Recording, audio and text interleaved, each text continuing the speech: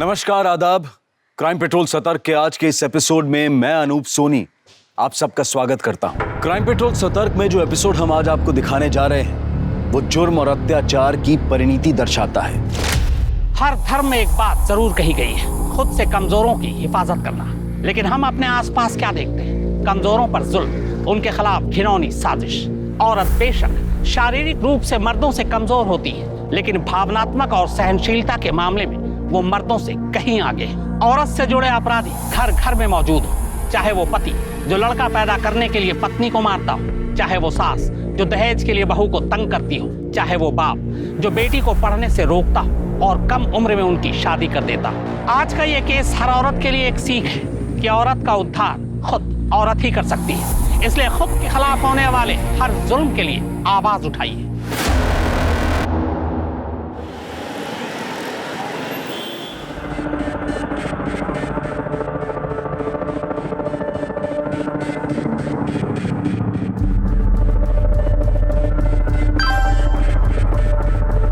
बाहर आ जाओ।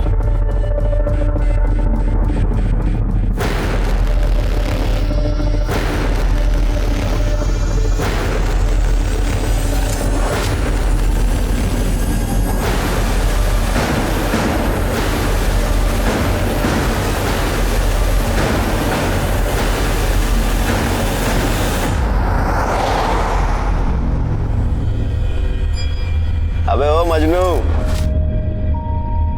अब तो हाथ छोड़ दे भाभी जी का। सब कुछ छोड़ के आ गई तेरे लिए।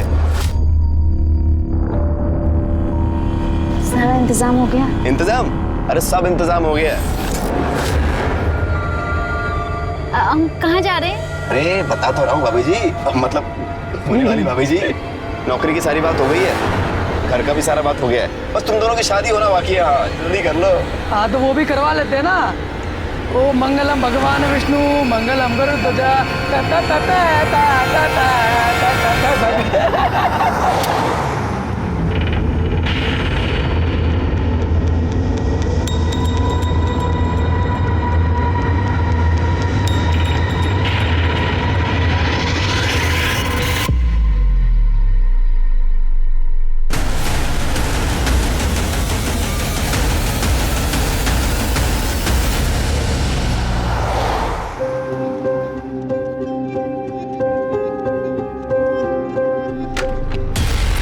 अच्छा देखो मैं तैयार हो गई हूँ। कैसे?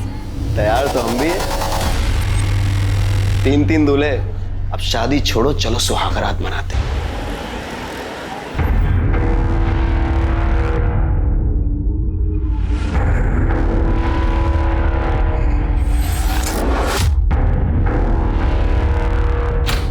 हाँ हाँ सब याद है।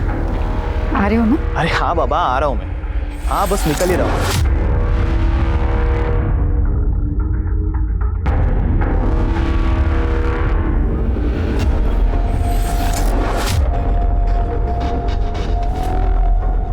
ओ हीरोइन, सारा दिन ये पंखा साफ करना है, बाकी का काम तेरा बाप करेगा क्या? नहीं बस हो ही गया।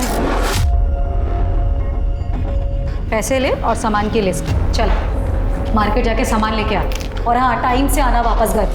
कहाँ जा रहे हो तुम? चुपचाप ना अपने काम से काम रखा करो, समझ में आ गया? इतनी बार मना किया टोका मत करो पीछे से, लेकिन आदत नहीं जाती।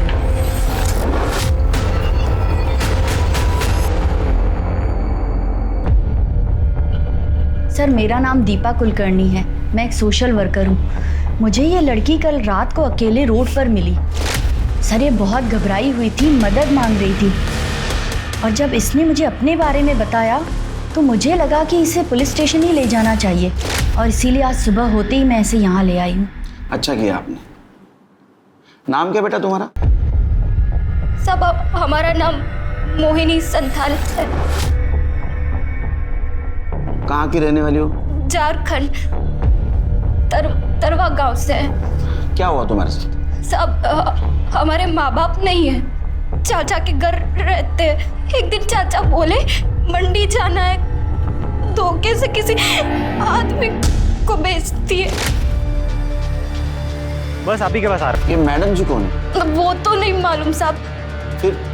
फिर एक जगह गाड़ी रोके और वो तीनों पेशाब करने के लिए उतर गए और हमको मालूम नहीं था सब कहाँ जा रहे हैं, बस भागते रहे और शहर पहुंच गए। पर हमको बहुत डर था कि वो हमें पकड़ ना ले। रोड पे हम रोते रहे। फिर ये दीदी आई। तुम बिल्कुल फिक्र मत करो, तुम एकदम सेफ हो। शिरके, मोहिनी को एनजीओ भेजने की तैयारी करो। तृप्ति, इसके चाचा के डिटेल्स, गांव के डिटेल्स सब ले लेना। ये दीदी के साथ जाओ।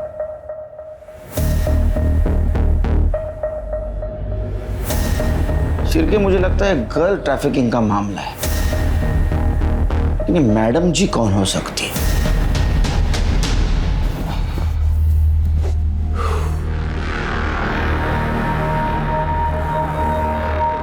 यार वो लड़की आने वाली थी ना, क्या हुआ उसका? नहीं आई। कुछ प्रॉब्लम है तो किसी और को ढूंढना पड़ेगा। क्यों? क्या हुआ उसका? इतने परेशान क्यों हो रहे? टेंशन मत लो, मैं ना तुम्हारे लिए उससे भी अच्छी लड़की ढूंढूंगी। अरे यार तुम समझ नहीं रही हो, मेरे माँ बाप मेरे पीछे पड़े हुए शादी के लिए, बांध देंगे मुझे किसी के भी साथ, फिर रोती रहना अकेली बैठकर। तुम टेंशन क्यों ले रहे हो? मुझे तुमसे ज्यादा उस बात की फिक्र है, और वो लोग ढूंढे उससे पहले मैं ढूंढूंगी तुम्हारे लिए। जानते हो ना कितना प्यार करती हूँ, ऐसे खो दूंगी।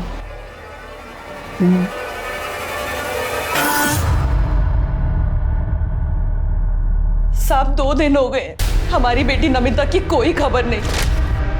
कहाँ है, किस हाल में है, हमें कुछ पता नहीं। झूठ क्यों बोल रही हो? सच क्यों नहीं बताती सर को कि लड़की भाग गई है तुम्हारी? हमारी लड़की उस लफंगे दीपक के साथ भागी है। तुम्हें पूरा यकीन है ये उसी लड़के के साथ भागी?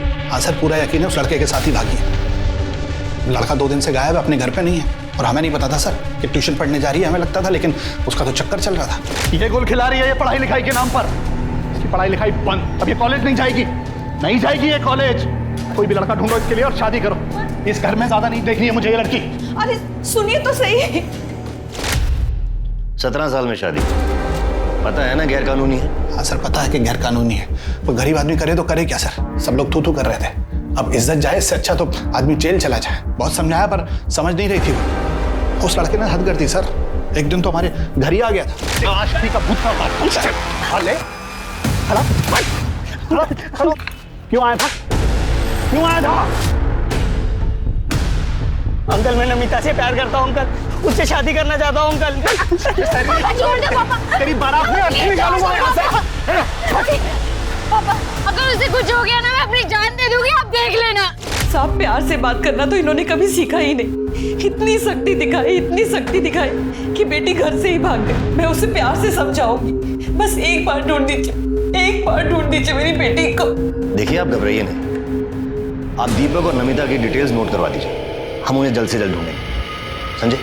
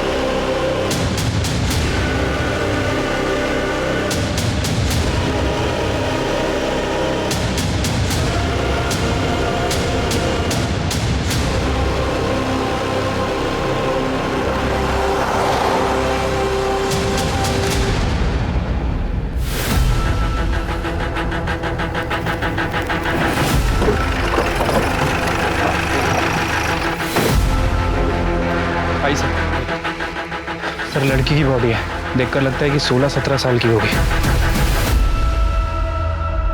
सर, जिस तरह से बॉडी की हालत है देखकर लग रहा है कि मर्डर हुए 2-3 दिन हो चुके हैं। पीछे मटन शॉप है, यहाँ का कचरा यहाँ पे फेंका जाता है। सर, हो सकता है कि जिसने मर्डर किया उसने जानबूझ के बॉडी को यहाँ पे डंप किया। वो ये कचरा फेंकने आया था, उसी ने बॉडी को देखा और हमें फोन किया। सर लड़की के प्राइवेट पार्ट पर ड्राई ब्लड मिला है। सेक्सुअल असॉल्ट या रेप जैसा मामला हो सकता है, पर बॉडी पूरी तरह से सड़ चुकी है, इसलिए ऐसा कुछ कहा नहीं जा सकता। पर सर बाकी बॉडी में चाकू से वार किया गया हो या फिर घाव, ऐसा कोई निशान दिख नहीं रहा है। Sir 1 minute. सर ये देखिए, लड़की का चेहरा थोड़ा विजिबल है और कुछ दिन पहले शास्त्री नगर पुलिस स्टेशन में इसी डिस्क्रिप्शन की एक लड़की की मिसिंग कंप्लेंट आई थी। ये फोटो, माला कोंडे नाम है इसका। कंप्लेंट किसने की थी? सर इसके हस्बैंड ने, श्याम कोंडे ने। उसको आइडेंटिफिकेशन के लिए बोला और कुछ आसपास चेक किया, एविडेंस कुछ मिला? आसपास कोई एविडेंस वगैरह नहीं मिला। इससे बात हो गई? हाँ सर, इससे मेरी बात हो गई है। ठीक है, बॉडी को पोस्टमार्टम के लिए भेज दो।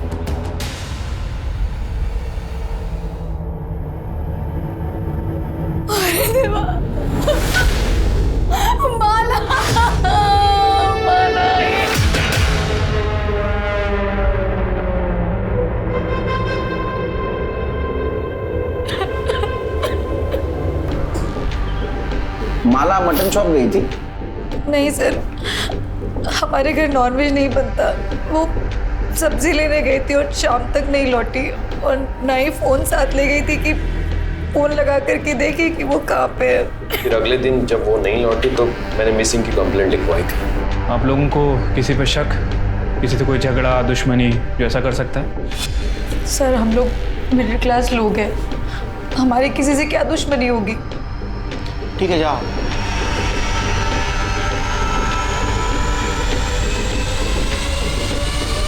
पूरा नाटक है सिर के। हाँ, ड्रामेबाज है एकदम। देखो ना, किसी ने नहीं पूछा बॉडी कब मिलेगी। कुछ झोल लग रहा है। एक काम करो, माला की डिटेल्स निकालो और एक कोंडे फैमिली की भी डिटेल्स निकालो।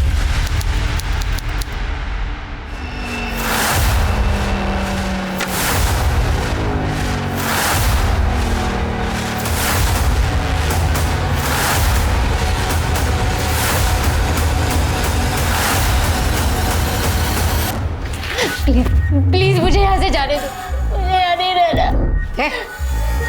नौटंकी बंद कर अपनी, समझी? पकड़िए कपड़े, नहा धो के तैयार हो जाए। बोला ना एक बार, रोना बंद कर और नहा धोकर तैयार हो जा और आराम कर। अगर भागने की कोशिश की ना तो यहाँ से तो काट के फेंक दूंगी तुझे, समझी?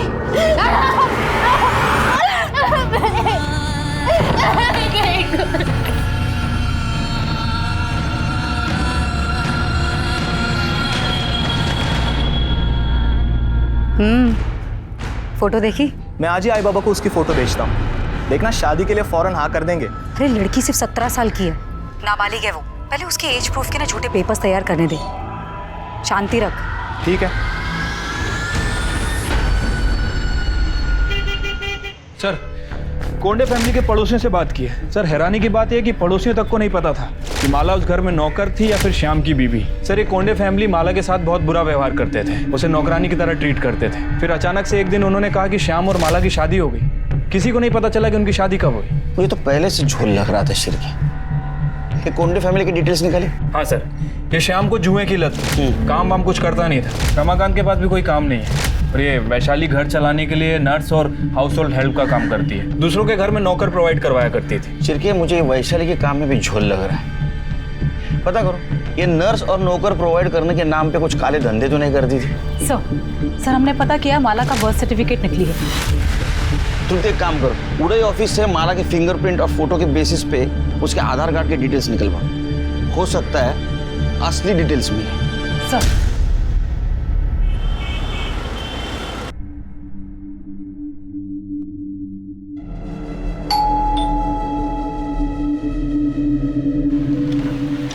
नमस्ते।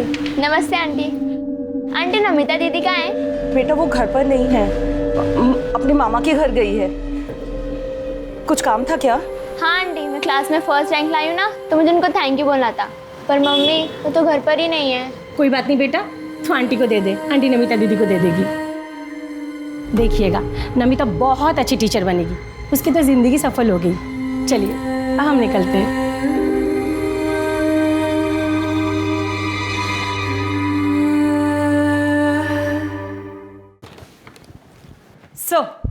सर ये माला का ओरिजिनल आधार कार्ड, जिसमें माला का नाम माला कोंडे नहीं, माला सुर्वे है। और इसमें एड्रेस भंडारी के पास अंबाड़ी गांव का है। एक काम करो तृप्ति, ये माला के गांव जाओ, सूर्य फैमिली के सारे डिटेल्स निकालो, पता करो ये माला की शादी हुई थी भी या नहीं। सर, माला की पीएम रिपोर्ट। सर, रिपोर्ट के हिसाब से उसकी मौत 7 सितंबर की शाम 4 बजे से 6 बजे के बीच में, सही न्यूट्रिशन ना मिलना, थकान, मतलब कुपोषण की वजह से उसकी मौत हुई है। सर, साथ ही साथ उसकी बॉडी पर सिगरेट के जलाने के निशान भी हैं, नाखून के खरोच के निशान भी और काटने के निशान भी हैं, और बॉडी पर 3 अलग अलग लोगों के सीमेन सैंपल भी मिले। सिर्फ इंसान ने हैवान इतनी छोटी सी उम्र में उसके साथ जबरदस्ती की, कई सारे लोगों ने सिगरेट के चटके दे, काटा, उसको खरोचा, हो सकता है उसके साथ गैंगरेप भी किया होगा और इसके वजह से उसका खून बहा और मर गया। हो सकता है सर। वैसे कोंडे फैमिली के बारे में जो इन्फॉर्मेशन मिली है उसे भी झुठलाया नहीं जा सकता सर, क्योंकि थकान, बॉडी को सही न्यूट्रिशन ना मिलना, कुपोषण, ये भी मौत का एक कारण है। चिरकिया, हमें इन्फॉर्मेशन नहीं, सबूत चाहिए। हमें पता करना होगा ये शाम की शादी हुई थी भी या नहीं, और ये भी पता कर दे ये कोंडे फैमिली सच बोल रही है झूठ। और एक चीज पता करनी होगी, ये श्याम और रमाकांत का डीएनए हमें बॉडी पे जो सीमेंट्स मिले उससे मैच होता ही नहीं। अरे देवा, देख, बोला था ना मैंने, ये माला ना सिर्फ शक्ल से भोली दिखती है लेकिन है नहीं। साहब, मुझे पक्का मालूम था ये माला ना बाहर जाके 10 जगह मुंह मारती है। अरे ये उसका पति है। अरे जब भी छूने जाता ना उसको तो काटने दौड़ती थी वो। बहुत लेता था ना उसकी साइड, बोलती रह गई मैं तुझे। अरे धोखा दे रही थी वो तुझे। सर, मैं उससे बहुत प्यार करता था। वो जब खो गई थी तब पूरे मार्केट में उसे ढूंढने गया था। पुलिस स्टेशन में रिपोर्ट लिखवाई थी मैंने। तुम्हारी शादी हो गई थी ना, तो रजिस्ट्रेशन भी हुआ होगा, मैरिज सर्टिफिकेट है? साहब, शादी 2 महीने पहले हुई थी। अब सर्टिफिकेट ये रजिस्टर करवाते तब तक तो माला ही चली गई। अच्छा, शादी की फोटो दिखा दीजिए। हाँ, सब शादी तो इतनी धूमधाम से हो ही नहीं थी, बस घर वालों के सामने ही घर में हो गई थी। और उसके बाद फोटो भी खींचा था तो फोन से ही खींचा था, और इसके हाथ से फिर गलती से फोन पानी में गिर गया, चालू नहीं हो रहा था, फिर फोन फेंक दिया। बहुत प्रॉब्लम है आपकी लाइफ में, तो आपके पास कुछ प्रूफ नहीं था इसलिए तुम लोगों ने उसका बर्थ सर्टिफिकेट डुप्लीकेट बनवाया। हालांकि उसके आधार कार्ड के ऊपर उसके घर का एड्रेस भंडारा का था। क्या आधार कार्ड? उसके पास आधार कार्ड भी था, लेकिन हम लोगों को तो खाली बर्थ सर्टिफिकेट मालूम है, और वो तो अनाथ है ये पता था। पर बाप रे, अनाथ भी हो गई? कहाँ मिली आपको? वो ऑफिस आई थी मेरे।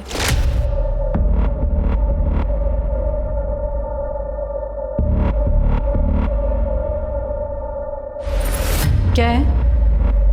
इधर आओ।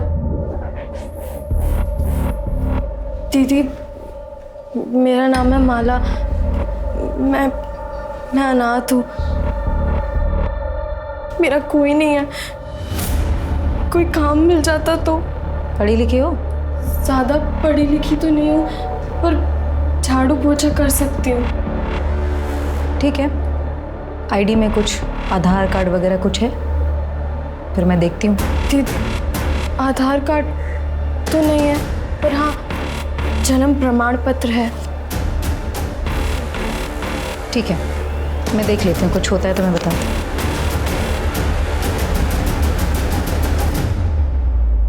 सर, माला की कहानी सुनकर मुझे उस पर तरस आ गया था। दिखने में भी ठीक ठाक थी वो, इसलिए मैंने वैनी से कहा कि आप ही पूछ लीजिए उसे कि अगर वो शादी करना चाहती है मुझसे। साहब, उसने भी मना नहीं किया, हाँ बोल दिया, तो मैंने शादी करवा दी। सच बोल रही है? हाँ, ये सच बोल रहे हैं? हाँ, ऐसे ही हुआ था। चिरके, ये शाम की डीएनए टेस्ट करवा, और रमाकांत का भी। मेरा क्यों? मैंने क्या किया? इसने कुछ किया?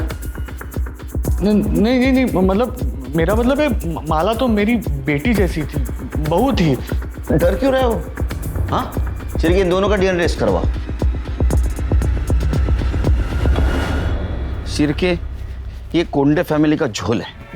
वो रमाकांत देखा कितना डरा हुआ था। मुझे लगता है माला से जबरदस्ती प्रोस्टिट्यूशन करवाते थे। हो सकता है सर, लेकिन अगर 1% भी चांस हुआ कि माला एक काम जानबूझ के करती थी पैसे कमाने के लिए, तो सर?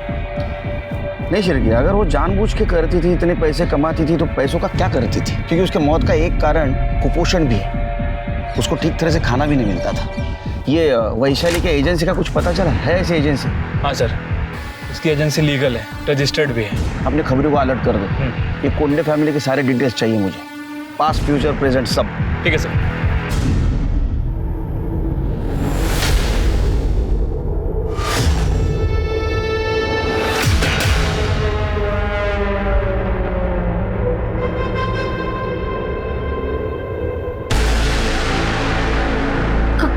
कौन हो तुम? प्लीज मुझे हाथ में लगा, प्लीज।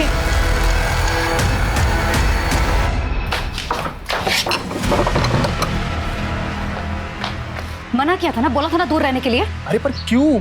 मेरी होने वाली बीवी हो यार। मुझे भी पता है कि होने वाली बीवी है तुम्हारी, हुई नहीं है। लेकिन तुम्हें भी अच्छी तरह पता होना चाहिए कि माला की मौत के बाद ना हम कितनी बड़ी मुश्किल में फंस चुके हैं। अरे पुलिस को शक हो गया है, दिन रात सवाल कर रही, जीना हराम कर रखा है हमारा, और उसके बाद तुम ये थोड़े टाइम दूर रहो इससे। अरे मेरे माँ बाबा मेरी शादी का सेहरा लेकर खड़े, करा देंगे मेरी शादी किसी के साथ, फिर हमारे बीच जो कुछ भी है ना सब भूल जाना।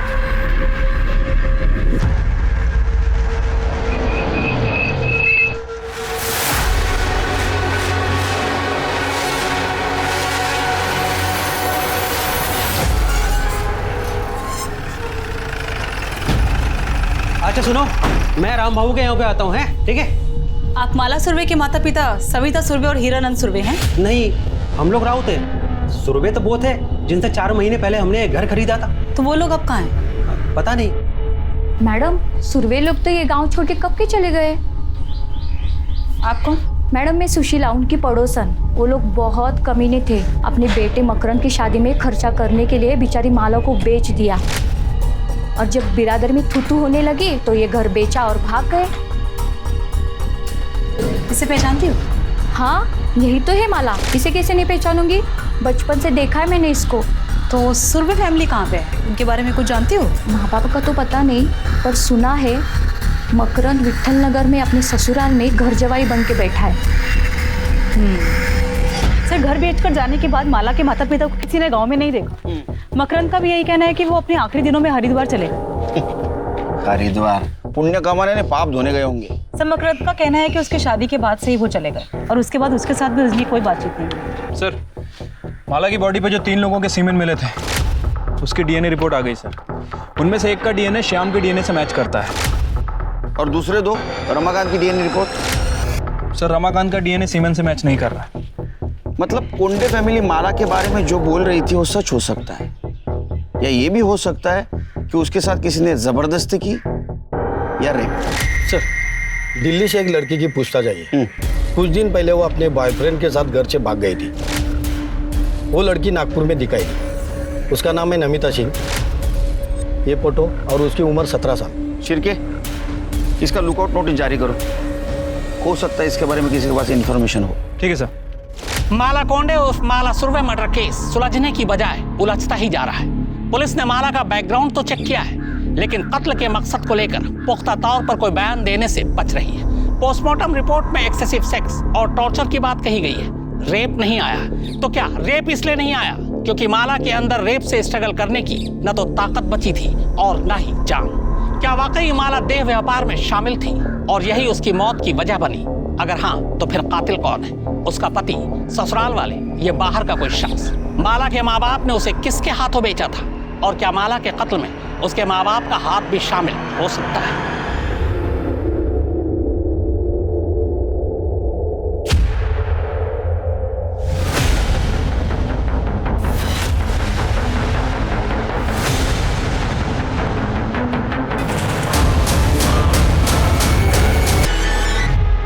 तो तू चाकू देख के डर के भागा और टेम्पो से टकरा है ना?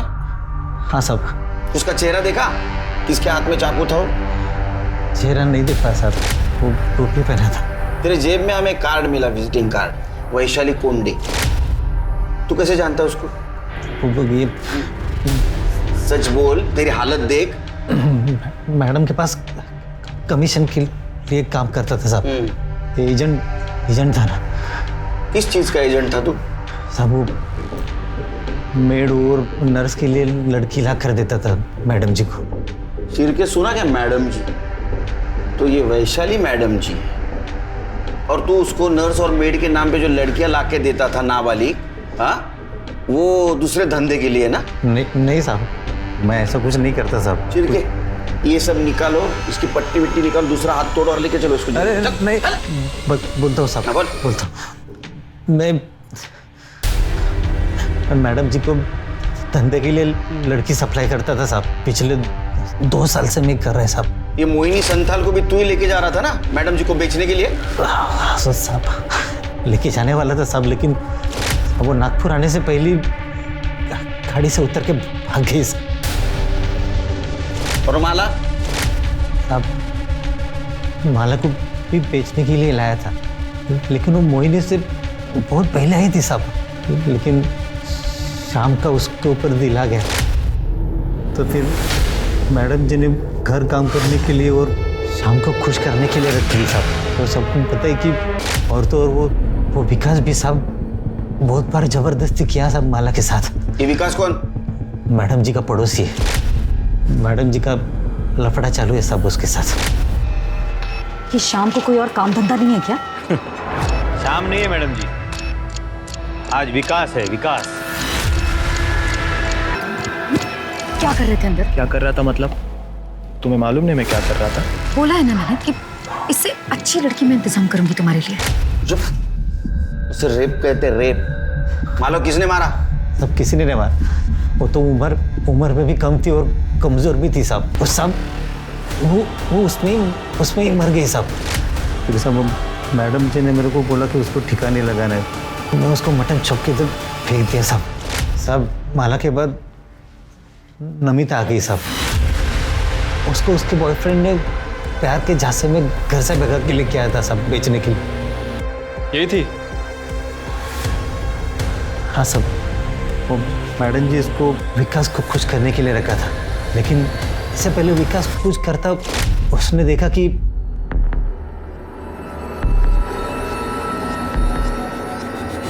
तू अंदर क्या कर रहा था?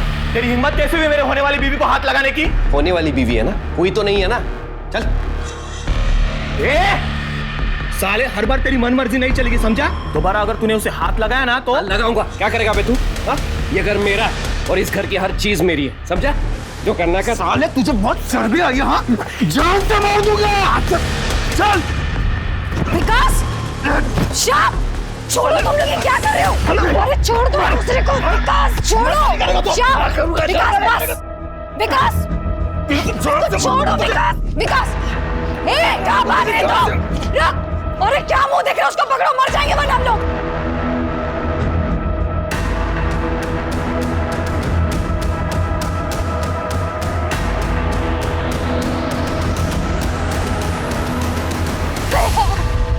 भैया प्लीज बचा लो भैया।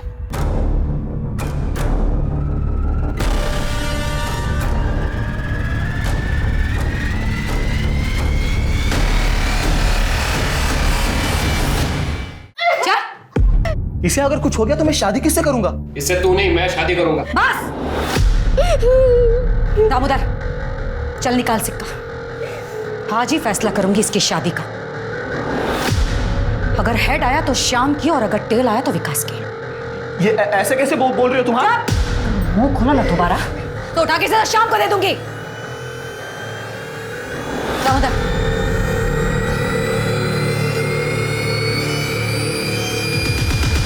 मैं जीत गया।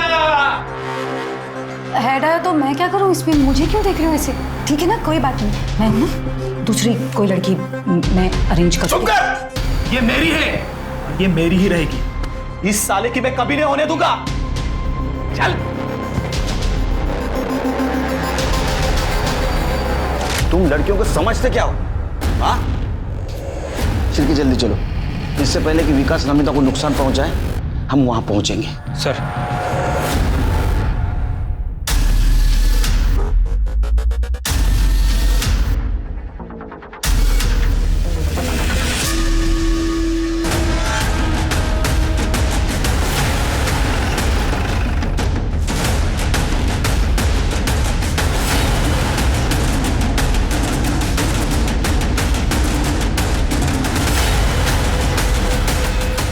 चेक करो।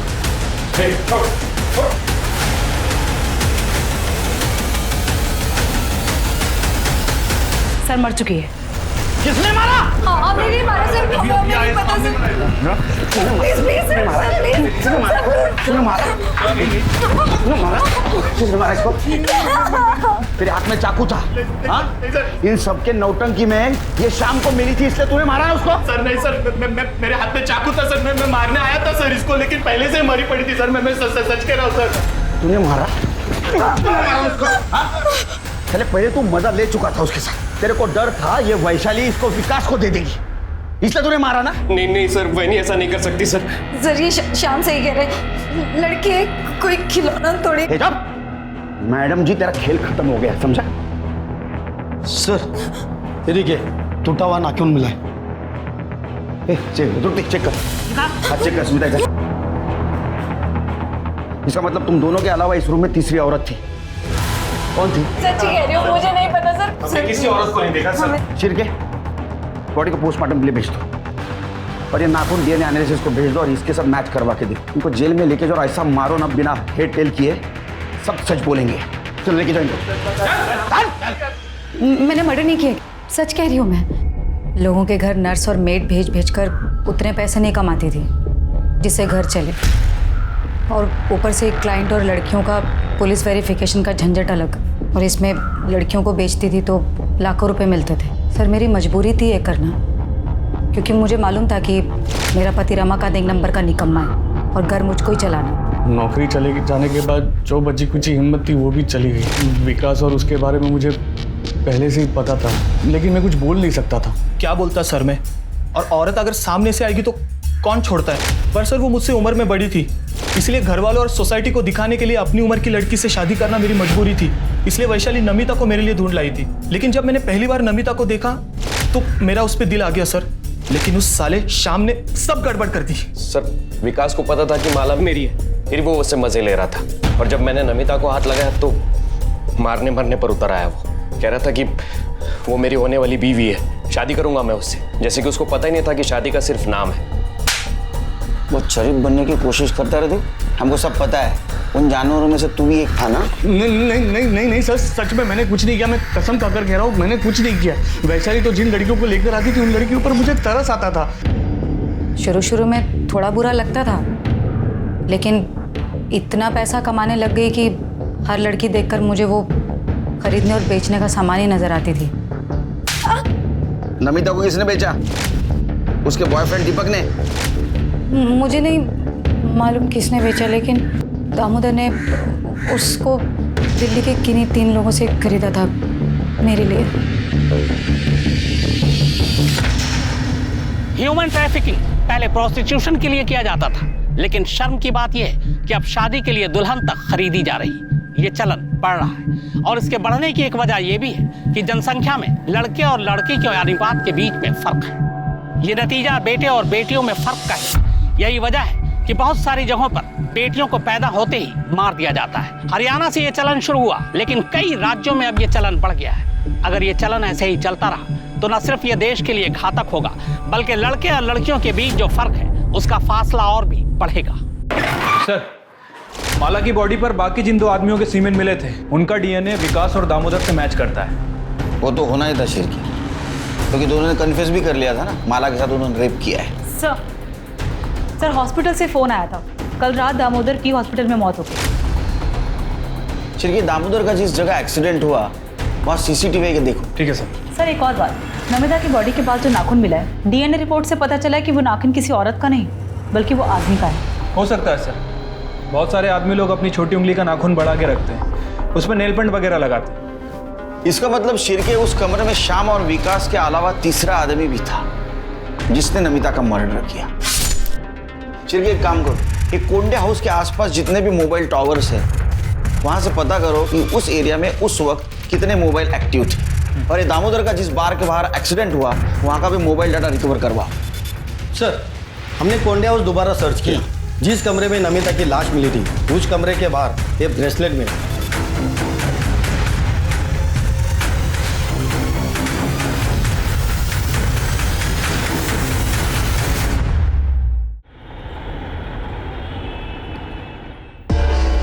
सर मैं सच बोल रहा हूँ, मेरा ब्रेसलेट खो गया था। तू रहता कहाँ है? मैं दिल्ली रहता हूँ सर।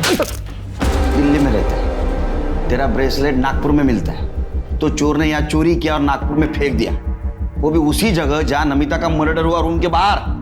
हाँ देख, तेरा मोबाइल लोकेशन भी ना उसके घर के आसपास का दिखा रहा था उस दिन। सच बोले तो हड्डियां तोड़ दूंगा तेरे।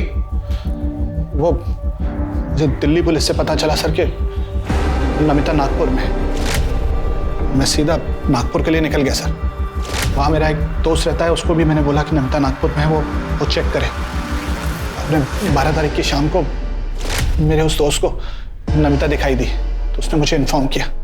मैं छुपते छुपाते जब वहाँ पहुँचा सर, तो मैंने देखा कि नमिता,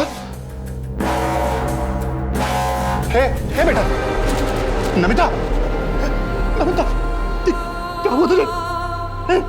नमिता, किसने किया ये सब? बोल। नहीं मेरे बच्चे। दरवाजे से टकराकर मेरा ब्रेसलेट वहां गिर गया था। बाद में पुलिस की गाड़ी आई तो मुझे वहां से भागना पड़ा सर। मैं डर गया था, मुझे लगा अगर पुलिस मुझे नमिता के पास देखेगी तो मुझ पर ही शक करेगी। शक नहीं, हमें यकीन है, सिर्फ साबित करना बाकी है। जहां मर्डर हुआ वहां एक नाखून मिला, तू भाग रहा था ना, उसी वक्त तेरा नाखून टूट के वहां गिरा था। चिर के इसको नागपुर ले चलो, मर्डर स्पॉट पे जो नाखून मिला था ना, उसे इसका डीएनए मैच करवा। अगर वो मैच हो गया ना बेटा, तो तेरी तो विकेट गई। हाँ? महेंद्र सलाखों के पीछे था, जबकि दीपक को उसी के दोस्तों ने मरने के लिए रेलवे ट्रैक पर छोड़ दिया था।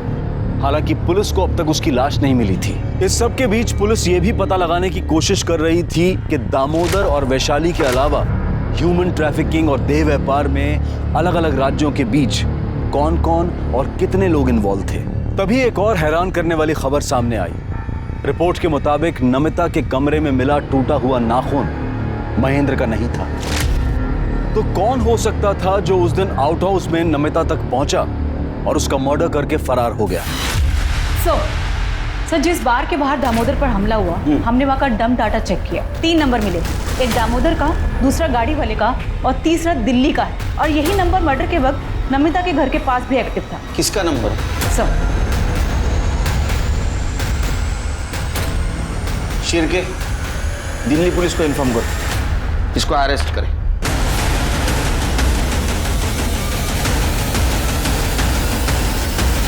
नमिता को बेच के तेरा मन नहीं भरा तो उसको मारने पहुंचा और मार भी दिया।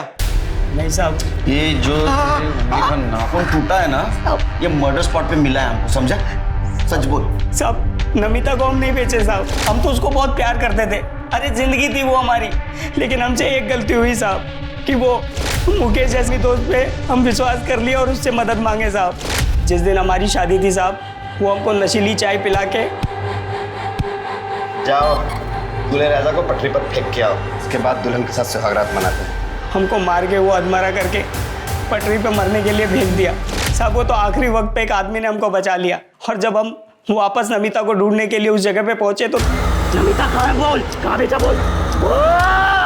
मुझे एड्रेस नहीं पता, लेकिन मैडम को जिस आदमी को बेचा है तो उसको मैं जानता हूँ। जब हम नागपुर पहुंचे और दामोदर को फ़ोन किया तो पहले वो हमारा फ़ोन नहीं उठाया, लेकिन बाद में वो हमारा फ़ोन उठाया साहब।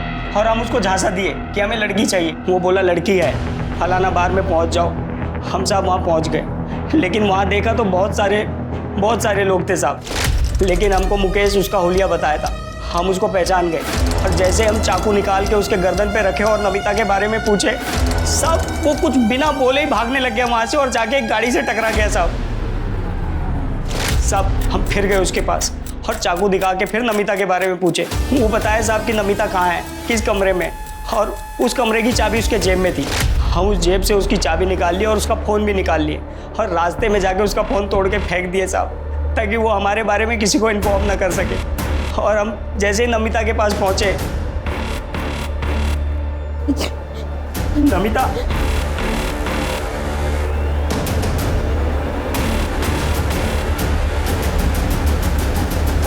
तुम क्या लेने आए हो अब यहाँ? देखने आए हो मैं जिंदा हूँ या मर गई? या फिर तुम्हारे 3 दोस्तों ने मेरे साथ क्या किया? मेरे पापा ठीक कहते थे, तुम 1 नंबर के घटिया आदमी हो। तुम मुझे क्या, तुम अपनी माँ बहन किसी को भी भेज सकते हो, पता है तुम्हें? अरे नहीं बेचा मैंने तुम्हें यार, नहीं बेचा है। तुमने सिर्फ मुझे नहीं, मेरे जैसे पता नहीं कितनी मासूम लड़कियों को बेचा होगा। तुम्हें और तुम्हारे उन 4 दोस्तों को मैं छोड़ूंगी नहीं, मैं मार दूंगी तुम्हें। कब पता नहीं गुस्से में हम उसको चाकू मार दिए साहब। हम तो नमिता को ढूंढ के उसको बचाने के लिए गए थे, लेकिन साहब इन्हीं हाथों से हमने उसको मार डाला साहब, इन्हीं हाथों से मार डाला। चल अब नागपुर जेल में संतरा खिलाता हूँ तेरे को। साहब, सभ्यता की शुरुआत से लेकर आज तक प्रोस्टिट्यूशन और ह्यूमन ट्रैफिकिंग चलती आ रही। इसका मतलब यह हुआ कि बेशक हमने चाहे जितनी भी तरक्की कर ली हो, लेकिन औरतों के बारे में हमारी सोच नहीं बदली। औरतों की इस दशा के लिए न सिर्फ उसे खरीदने और बेचने वाले, बल्कि घर वाले, पति, बाप, बेटा, भाई और समाज के ठेकेदार सभी जिम्मेदार हैं। जब तक औरतों को मर्द खरीदते रहेंगे, उसे बेचने वाले पैदा होते रहेंगे। अब मैं अनूप सोनी आपसे विदा लेता हूं। फिर मुलाकात होगी क्राइम पेट्रोल सतर्क में एक और नए केस के साथ और उस पर हमारे एक्सपर्ट के विश्लेषण के साथ। तब तक अपना और अपने परिवार का ख्याल रखें, सतर्क रहें, सुरक्षित रहें और देखते रहें क्राइम पेट्रोल सतर्क। जय हिंद।